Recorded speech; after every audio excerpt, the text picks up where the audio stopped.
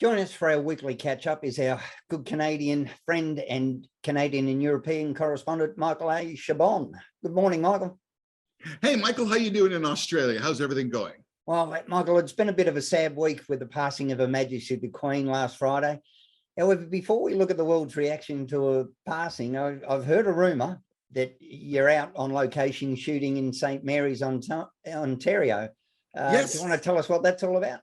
Well, I'm in St. Mary's, Ontario, which is a beautiful little town, just a little south of London and north of London, south of Stratford. And I'm so very privileged to be the executive producer of a wonderful company with a friend and partner of mine, Alan Cool, and his wife, who is the author of our film. We've done 4 films so far, and we're shooting a film right now that's called A Cry of Silence. And there actually is a connection to Australia. Our first film, called The Sanctuary in 2020 and The Taste of Blood in 2022, they both won awards at the Sydney, Australia's Wonderland Film Festival. Can you imagine that? So we're very, very proud of what we're doing. And this is really, it's a dramatic thriller. And we're very excited. You know, I got to tell you, everybody thinks that, oh, you're in the film business. Well, I'm going to tell you, there's long, hard days and there's lots of work. And I'm so privileged. I'm staying at, can you believe this? I'm not in a trailer. I'm not in a crappy hotel, if I can say. I'm staying with the director in his house. So you can see I've got all his awards behind me. So it makes my set look very well. And I'm very fortunate and very privileged to be part of this. So we're very excited to feature film. And I hope that I'll be able to come and see you guys in Australia when we launch Cry of Silence. So I'd love to catch up. Kind of cool. Now, let's get on to the Queen, Michael. A terrible loss for the world. You know, here in Australia, it's affected us greatly. How is it there in Canada? So, you know, it's interesting to watch the British people in mourning. You're really seeing the class and the culture of the pomp and circumstance. You see the children standing in mourning. You see all the pomp and circumstance that people just love. I've got to say, there's a certain amount of Canadians that have such reverence and respect for the Queen. I, for one, can say, when I was a kid, the Queen's picture was in every hockey arena that we went to. We sang God Save the Queen. She's on our monetary bills, etc. So there was, I can honestly say, as a man over 50 years old, just slightly though, that I had a tear in my eye. And the unfortunate circumstance, though, now is after the funeral takes place, there will be some question whether the monarchy serves a purpose for many other people within the Commonwealth. I have to say, I think Charles III has done a great job in the way that he's presented himself. I think his speech was very well received. I think people look at that with reverence and respect, but I think the fallout is going to happen several months after the fact, when everybody starts to really question the worth of the monarchy. I personally, and this is speaking from a personal point of view, I mean, the monarchy is history. The Queen and what the royal family represents is something of our history that we should cherish and respect. It's interesting, there was a poll that was done in Canada where they said that 77% of Canadians are saying that the Queen's death won't affect them. Now, you know, people who take polls always ask friends who have the same point of view. But I wanted to ask you, Michael, actually, specifically because we've heard rumblings here in North America that there is some hesitance with respect to New Zealand and, of course, your native land, Australia, with respect to looking at the monarchy as continuing forward. Is that true? Here I am interviewing you, but I just want to know from you, what is the sentiment in Australia as far as you're concerned? Well, Michael, it was seemed very divided. But it turns out to be the noisy minority. We've just had a fairly large poll published, and the poll said 62% of Australians want to maintain the Queen, or now the King, as the head of state. So while I understand the misnomer of we need to be grown up and stand on our own 2 feet, well, the Queen ensured we did that. I'm the same as you. I grew up singing God Save the Queen. I was a Queen Scout. I'm a big believer in history, and you know, I love the pomp and ceremony. Yep. But, yeah, the overwhelming thing is let's remain with it. And I think the biggest problem we have, Michael, here in Australia, if we go to a republic or if we move towards it, no one large enough group trusts either side of government, whether it be the Conservative or the Liberal, to actually formulate the means by which we would do it. And that's what will always stop it, is we don't trust our government enough to leave it in their hands. You know, it's interesting. Other countries look upon the monarchy and say, oh my God, there's a queen and they have, and there's the monarch. They have such respect. They said, geez, we wish we had that. And here we are in Canada, fortunate enough to be able to look at a long history, like I said, on our $20 bill and in so many places. I mean, I don't think the Queen has any actual relevance, with all due respect, to our politics and how our government and our political system and moving bills forward has. It's a ceremonial thing. And, you know, some would say, oh, you don't need the monarchy. It's all about elitism, etc. You know, but, you know, in today's woke society, everybody's trying to wash everything away and make everything so, you know, homogenized. You know, in certain times, it's good to respect history. And I, for one, vote to keep the monarchy, keep her on our bill. And or I mean, I guess we'll transition to Charles III. I think it's out of respect, and I think it's kind of cool. But you know, I may be corrected as we move forward. But anyways, one thing, Michael, I will have problems with is when we say King Charles. I'll just want to add Cavalier on the end of it, because I used to have a puppy who was a King Charles Cavalier. So it's going to be. So while we're talking about conservative values and historic links, there's a bit of a global conservative wave going on at the moment, isn't there? Well, that's an interesting observation.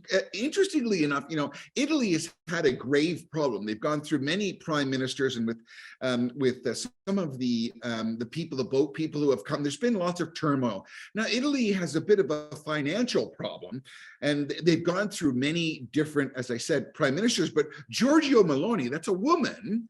She's part of the right-wing Brothers of Italy party, and her slogan is good family and fatherhood. She's tough on crime. She's tough on China. She's tough on Russia. She realizes there's economic problems in the EU, but she wants to put everybody together and try to make a difference. On September 25th, that's when they're going to have their vote in Italy. The media is basically saying that she's going to have a landslide. Former Prime Minister of Italy was Mario Draghi. He resigned.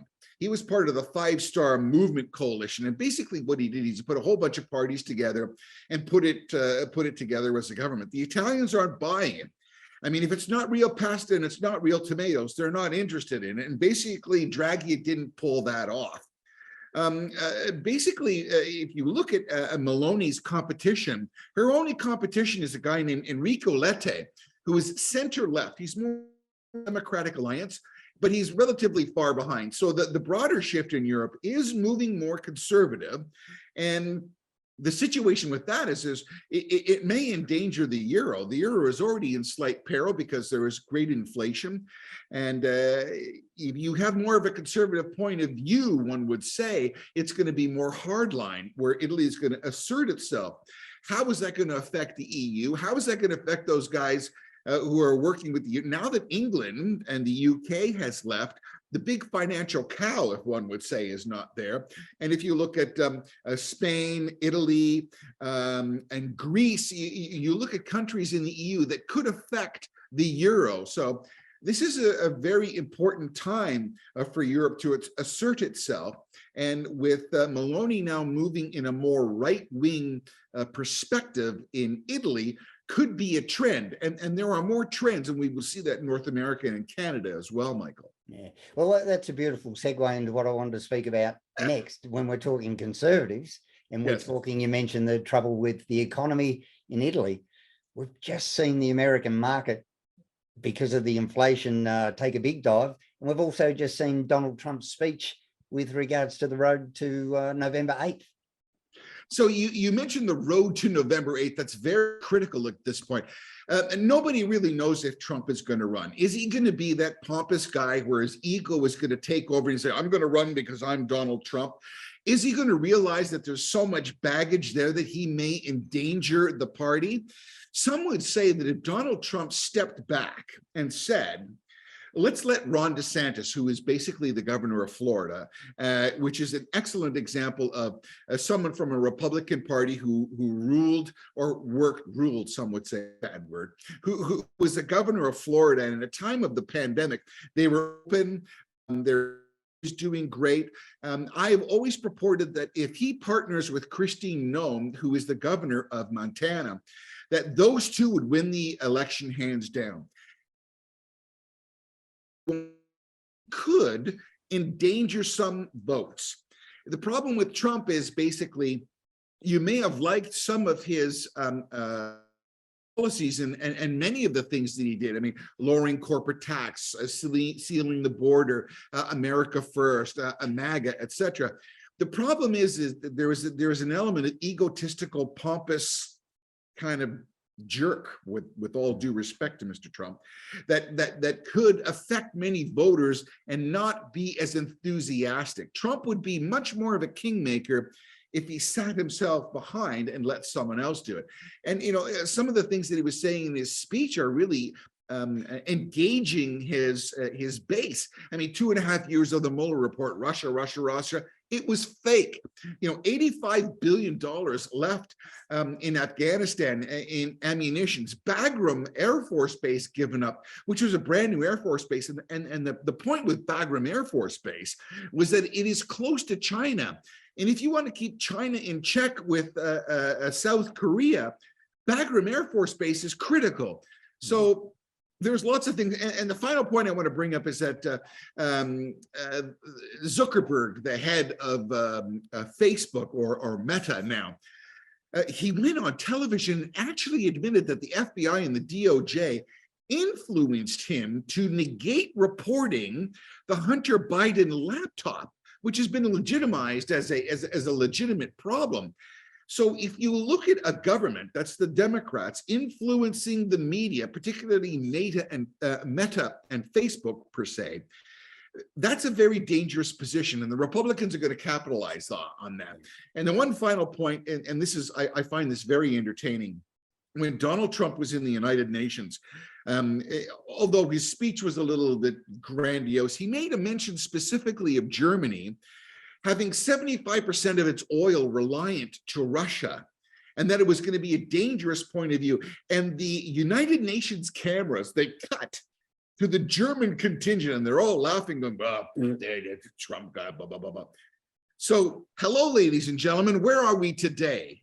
Germany now is in a serious state of circumstance that they're not going to get natural gas and oil. They're starting to reignite some of their nuclear plants. So everything that he said was true. The problem is the delivery of the message is a little unpalatable to some people. So we will see. But the conservative move in the United States is definitely alive and well.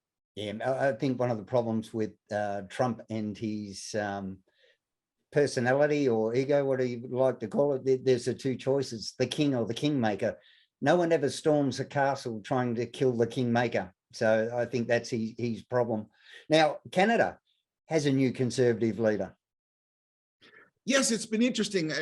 From a personal point of view, the Conservatives have really lacked in picking a leader that could gain large support from Canadians. Currently, we have a Liberal government with Justin Trudeau, but he is in charge of what we call a minority government. Therefore, if several of the other parties got together, they could rule him out of government and trigger an election. We have a party called the New Democratic Party, the NDP. And one of the aspects that's kind of unpalatable to Canadians currently is that the NDP made an alliance with the Liberal Party to say that they would vote for them if they did several of the NDP's elements that they want to get passed. So there's a lot of Canadians that are kind of ticked, to say the least, because that was never on the ballot. There was never a coalition government that was going to be put together. There were several major candidates running for the Conservative leadership. And basically, Pierre Poilievre is a bit of a radical, slightly. He's slightly more right-wing than what Canadians peacekeepers, we say thank you, we say excuse me, we're a little more middle of the road. Basically, Pierre Poilievre is a little more to the right and saying, for goodness sakes, why are we spending all this money in foreign lands? Why don't we start looking after people who are in our country? A lot of stuff which is reminiscent of what Trump ran on in 2016. Inflation is up, gas is up, harsh food prices, unrealistic home prices, Canadians carrying more credit card debt than they ever have had, and paying the debt off because, we acknowledge that the pandemic has had an effect. But Trudeau is going out and saying, well, all these extra costs that we're enduring and the problem with inflation is all due to Putin and all due to the gas prices of the pandemic. Well, one could say that is partially correct. You can't say that, you can't negate that fact, but some of the spending that he is doing is typically liberal tree hugging, giving everybody money and making everything wonderful. Whereas the Conservatives are saying, guys, we got to tighten our belts. We got to start looking after ourselves. A little more centralized. And that was something that Trump ran on and was very successful. I think one of the problems that we are going to see is the expansive government expenses and the tightening of belts at the price of gas. And when people are going paycheck to paycheck and having problems feeding their kids and saying, I can't send them to hockey this year because I don't have that money because it costs too much, is going to put someone in a position to say, we need a change in government. We need to look for ourselves. So just to put a bow on this, Michael, I think you're seeing what's happening in Europe in a more conservative point of view. You're seeing the Republicans in a conservative point of view in the United States, definitely.